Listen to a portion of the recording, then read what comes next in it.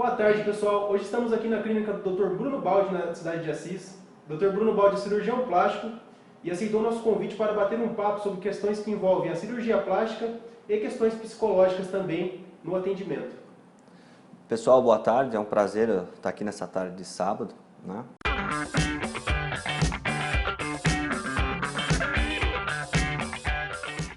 Para a gente discutir esses assuntos. E espero que vocês tirem bastante proveito. A gente vai discutir essas questões de cirurgia plástica e psicologia, né? Na verdade, a gente até é considerado o psicólogo com o bisturi, né? Porque é um assunto cotidiano, né? A gente vê muito essas angústias psicológicas do paciente no nosso consultório. Isso é o dia a dia nosso, né? Então, eu espero contribuir com as dúvidas de vocês e que vocês também gostem do assunto e esclareçam algumas dúvidas. Né? Como diagnosticar um paciente com dismorfia corporal e o que é dismorfia corporal? Essa pergunta de dismorfia corporal é uma pergunta bastante interessante porque é o cotidiano nosso de cirurgião plástico, né? Então, o que é essa situação? É quando a característica em si da paciente, que ela se queixa, a queixa dela é muito maior do que realmente apresenta a situação. Não é? Tipo, você vê um nariz que tem um aumento de dose de 1 ou 2 milímetros e aquilo parece o fim do mundo. Ou ela nem tem, às vezes você vê pacientes aqui que são modelos, você olha e fala, eu até brinco, falo, acho que você veio no lugar errado. Não é? Porque então você vê que tem essa dissociação do que é realmente e do que a paciente se queixa. Não é? Então isso já faz a gente acender a luzinha de atenção. Mas isso é difícil também de você diagnosticar quando você é o primeiro cirurgião da paciente.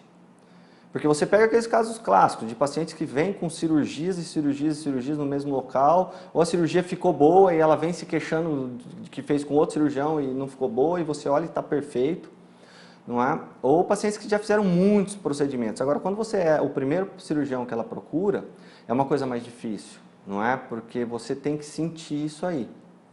Não? E você tem que frear também o paciente nisso. E outra coisa, você tem que sentir até a vida pessoal da paciente, porque às vezes ela está com uma angústia pessoal e ela está tentando resolver isso, ou buscar isso em outra situação, ou a parte estética. Então, é uma parte também que você tem que ter essa sensibilidade da psicologia da paciente, né? E saber também orientar, né? E quando parar a cirurgia. Um caso clássico de dismorfia corporal é o Michael Jackson. Se você pegar ele no disco Thriller, que é o disco mais vendido de todos os tempos, que eu tenho até no meu Spotify, o nariz que ele foi operado no disco, o cirurgião que fez aquele nariz ficou perfeito, né? Para um nariz afrodescendente, perfeito.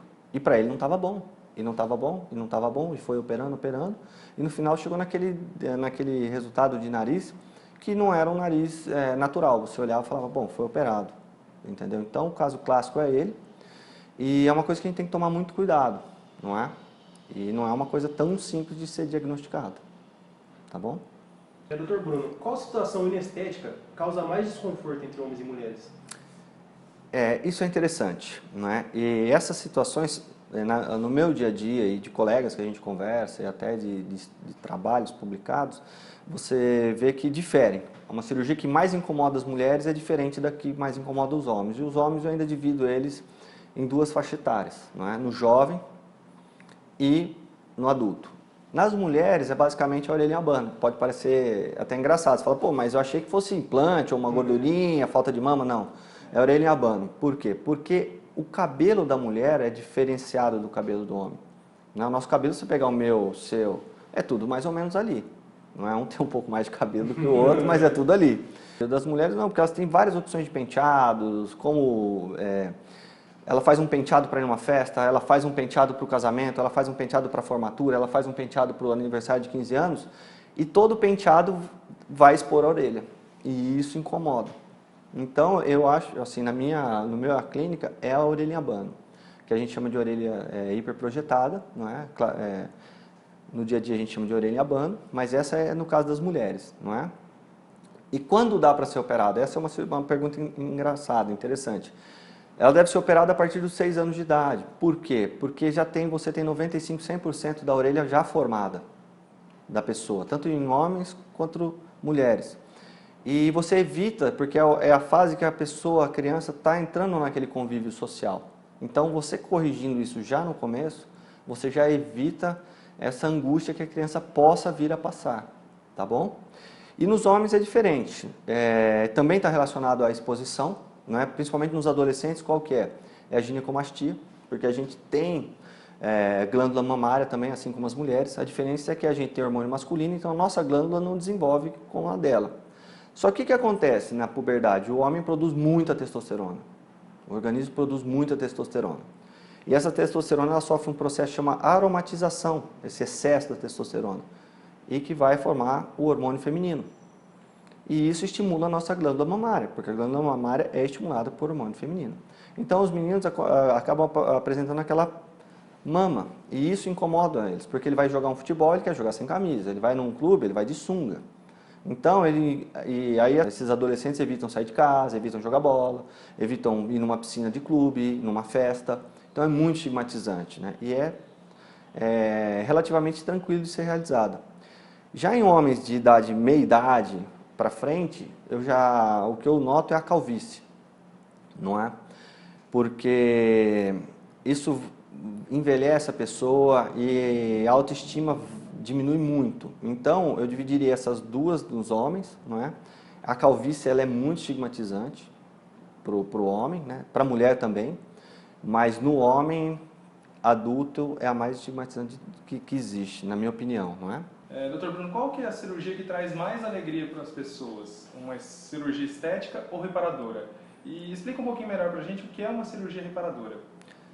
É assim, na verdade, eu vou explicar o que é uma cirurgia reparadora e uma cirurgia estética, mas na minha opinião, as duas cirurgias, tanto a estética quanto a reparadora, são reparadoras. Elas estão reparando alguma coisa no paciente. Tanto uma parte na estética, uma parte que está um pouco fora dos padrões que a paciente acha, não é? E a reparadora, ela vai reparar, como o próprio nome diz, algum defeito ou alguma alteração do corpo da pessoa, não é? Quanto a trazer mais alegrias, é uma coisa muito relativa, né? Porque qualquer coisa que nos aflige e você corrige, tanto estética quanto reparadora, é uma alegria, não é? Por exemplo, você fazer pessoas que têm um trauma, uma queimadura, e você consegue trazer aquela função de novo para uma mão, ou a parte estética, a pessoa fica feliz. E eu já tive pacientes que não é raro, principalmente em rinoplastia, você faz o nariz, fica tão lindo, aquilo causava um estresse tão grande para o paciente, de acordar de manhã e já olhar aquele nariz, o dia da pessoa já começava pesado. E a hora que você faz aquele nariz, a paciente começa a chorar de alegria quando você tira o curativo. E não é uma ou duas, não, é muito comum isso aí. Então, eu não dissocio reparadora de estética, não é? Tanto que em cirurgia, por exemplo, oncológica, eu entro como oncologista, vou tirar um tumor de pele grande, que eu fiz muito e faço, eu tiro um tumor, mas depois que eu tirei o tumor, não é? Eu tiro a fantasia do oncologista e coloco a fantasia do cirurgião plástico. Por quê? Porque eu tenho que dar um melhor resultado estético para o paciente. Porque é muito simples você tirar um tumor e deixar uma lesão aberta, ou pôr um enxerto que depois vai ficar com uma cor diferente. Então você tenta fazer uma coisa a mais, melhor parte estética possível, mesmo sendo uma cirurgia reparadora. Então eu não consigo dissociar isso. E as duas trazem alegria, como eu disse, a parte da rinoplastia, não? Dr. Bruno, na sua opinião, qual a importância do paciente fazer uma avaliação psicológica antes de uma intervenção cirúrgica? Eu acho isso de suma importância, não é? Como eu disse, as nossas consultas são baseadas mais nas queixas do paciente. Hoje em dia, ainda bem que já estamos bem fora desse tabu de você pedir uma avaliação psicológica, alguma coisa assim, né? Então, hoje os pacientes aceitam mais, como eu mesmo disse, né? Então a gente faz uma consulta mais focada e a gente tenta sentir se tem alguma alteração, né?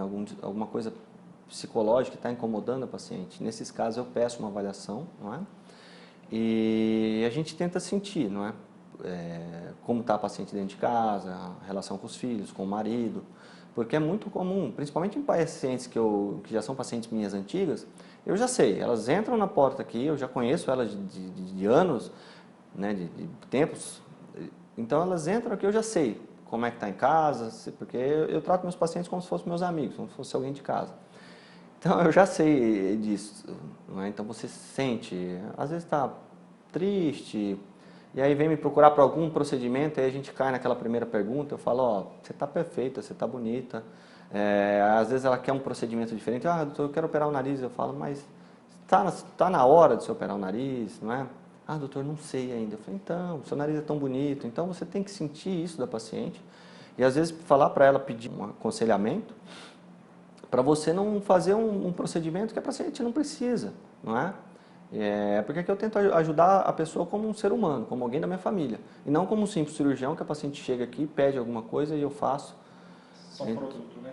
Só o produto, entendeu? Porque assim, dinheiro é bom, todo mundo gosta, mas eu trato a pessoa como um ser humano, eu não ligo para esse negócio de cirurgia.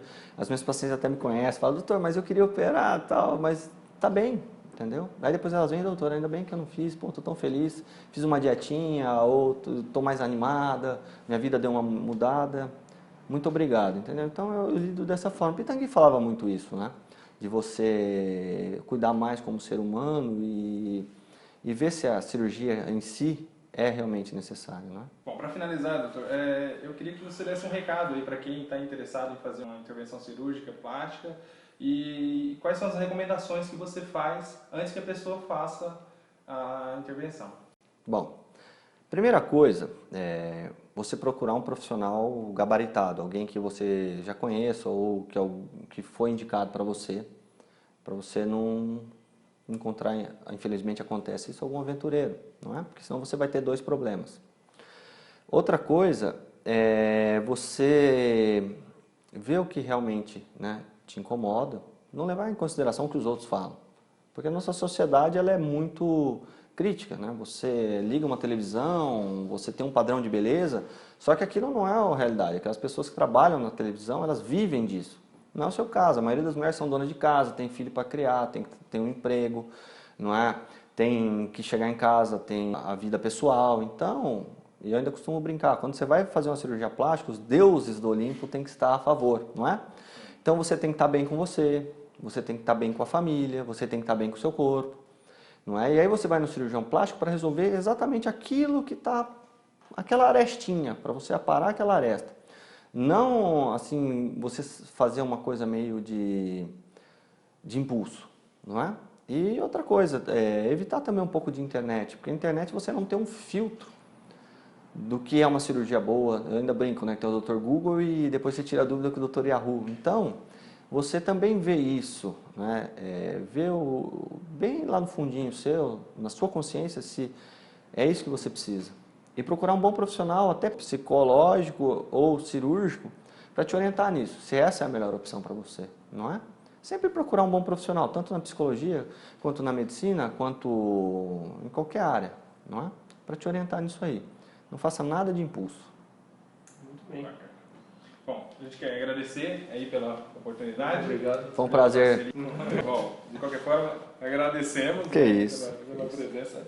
E para quem ainda não é inscrito no canal, se inscreva no canal, deixa seu like, compartilha com os amigos, é um assunto bem interessante. O Dr. Bruno veio aqui, colaborou com a gente e com vocês, claro, em primeiro lugar. E é isso aí, pessoal. Muito obrigado e até o próximo vídeo. Digo mais, se vocês tiverem alguma dúvida que não trouxemos aqui hoje e quiserem que respondamos, manda pra gente que a gente dê a possibilidade de gravar um segundo vídeo. Quem sabe? Não, estou à disposição. Beleza, valeu. Muito obrigado. Fechou. Certo, meninos?